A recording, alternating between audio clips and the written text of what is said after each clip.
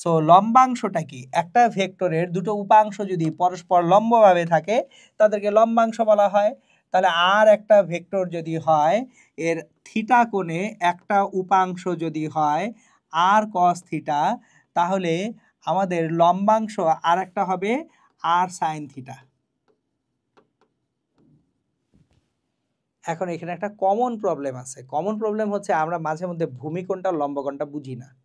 So ভূমি হচ্ছে কোণ সংলগ্ন বাহু, থিটার সঙ্গে যে বাহু আছে সেটা ভূমি, থিটার বিপরীতে আছে লম্ব। তাহলে কোণ সংলগ্ন বাহু ভূমি, কোণ সংলগ্ন বাহু হচ্ছে ভূমি। কোণের বিপরীত বাহু লম্ব। এটা কেন বলতেছেন? এটা বলতেছি কারণ আনত তলে যখনই ভেক্টর আঁকা হয় তখনই সেটার উপাংশ নির্ণয়ে হাবু ডুবু ডুবু খাওয়া হয়। ধরেন এটা একটা আনত তল, এই আনত তলের উপরে একটা বস্তু আছে, এইখানে একটা বস্তু আছে, বস্তুর ভর হচ্ছে m, তাহলে ওজন mg। এখন হাবুডুবুটা কোথা থেকে খান সেটা একটু বুঝিয়ে বলতেছি। এই যে আনত তলে কোনটা এমজি কস থিটা আর কোনটা এমজি সাইন থিটা, এই অ্যাঙ্গেলটা যদি থিটা হয় এখানকার অ্যাঙ্গেলটা 90 মাইনাস থিটা হয়। তাহলে এইটা যদি 90 মাইনাস থিটা হয় আমাদের এইখানে এই বরাবর এই অ্যাঙ্গেলটা থিটা হয়। তাহলে এমজি এর এই যে হলুদ দাগ বরাবর তলের উপর লম্ব বরাবর উপাংশ, কার উপাংশ? এমজির। তাহলে যার উপাংশ সে হচ্ছে অতিভুজ। যার উপাংশ সে কি? অতিভুজ। যার উপাংশ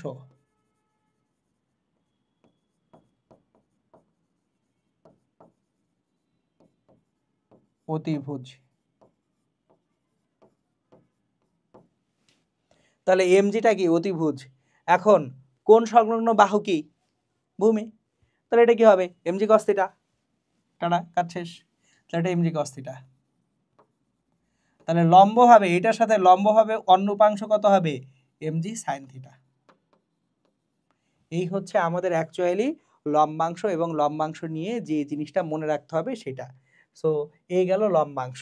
এখন দেখেন আবার বলতেছে যে কোনো কোনো উপাংশ নির্ণয়। তাহলে লম্বাংশের পাশাপাশি আমার দরকার হবে যে কোনো কোণে উপাংশ। তার মানে একটা ভেক্টরের সাথে দুইটা ভিন্ন কোণ, ধরেন আলফা এবং বিটা কোণে দুইটা উপাংশ আছে, সেই উপাংশ দুইটার মান কত হবে সেটা বের করতে হবে। জিনিসটা আসে কিন্তু ত্রিভুজ সূত্র থেকে। সো যেহেতু ত্রিভুজ সূত্র থেকে আসে আমি সূত্রগুলা লিখি আর একটু ত্রিভুজ সূত্রটা দেখিয়ে রাখি।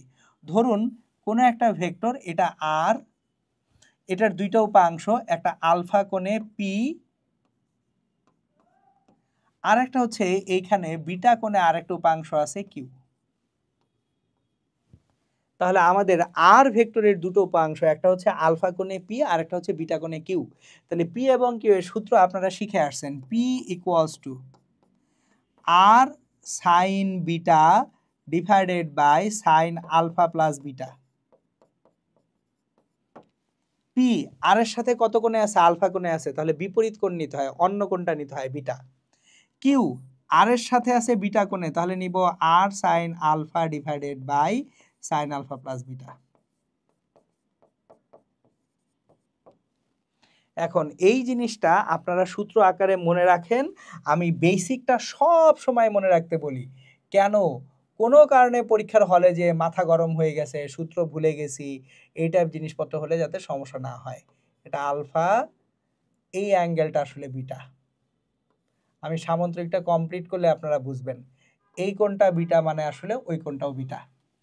এটা কিউ মানে এটাও কিউ,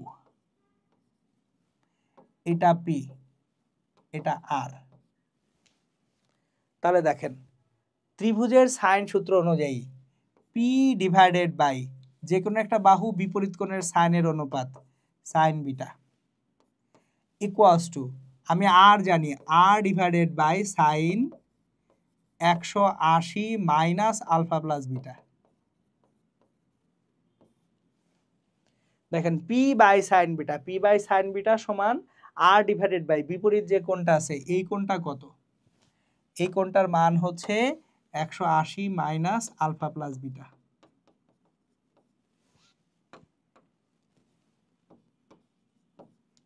ত্রিভুজের 3 কোণের সমষ্টি কত? 180 ডিগ্রি। এই জন্য আমরা এটা লিখতেছি পি বাই সাইন বিটা সমান R by sine 180 minus alpha plus beta. তাহলে এখান থেকে আমরা যেটা পাবো সেটা কি?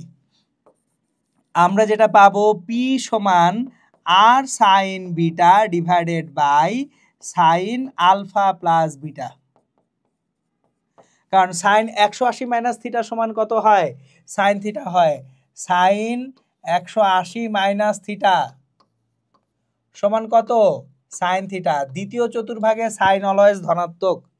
তাহলে এই যে দেখেন, সূত্র কোনো কারণে ভুলে গেছেন, পরীক্ষার হলে মনে নাই, কোনো সমস্যা নাই, ত্রিভুজ সূত্র দিয়ে বের করতে পারবো। একইভাবে যদি কিউ এর ব্যাপারটা চিন্তা করি, আমরা এখন কিউ নির্ণয় করতে চাই। কি নির্ণয় করতে চাই? কিউ। তাহলে কিউ এর বেলায় কিউ ডিভাইডেড বাই কত হবে? দেখেন, কিউ ডিভাইডেড বাই এই যে কিউ এর বিপরীত কোণ কত? আলফা। তাহলে Q divided by sine alpha equals to R divided by sine 180 minus alpha plus beta.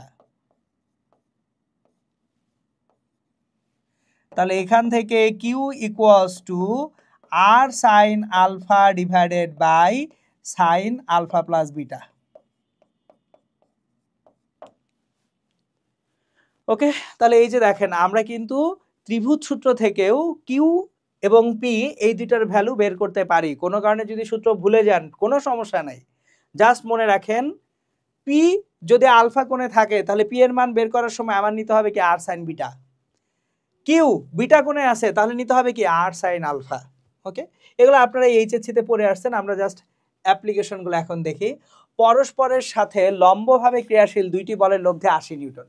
তাহলে দুইটা বলের লব্ধি কত নিউটন? 80 নিউটন। আর ইকুয়ালস টু 80 নিউটন। লব্ধি একটি বলের সাথে 60 ডিগ্রি কোণে থাকে। ওকে, একটা বলের সাথে লব্ধি 60 ডিগ্রি কোণে আছে, এখানে 60 ডিগ্রি। তাহলে এটা কত? 80 cos 60 ডিগ্রি। তাহলে cos 60 ডিগ্রির মান কত? cos 60 ডিগ্রির মান হচ্ছে কত বলেন? হাফ। তাহলে 80 ইন্টু হাফ 40 নিউটন হয়ে গেল। কি বলছে? তবে বল দুইটির মান নির্ণয় করো। একটা তো 40 নিউটন পেয়ে গেছে, আর একটা তাহলে কত? 80 sin 60 ডিগ্রি।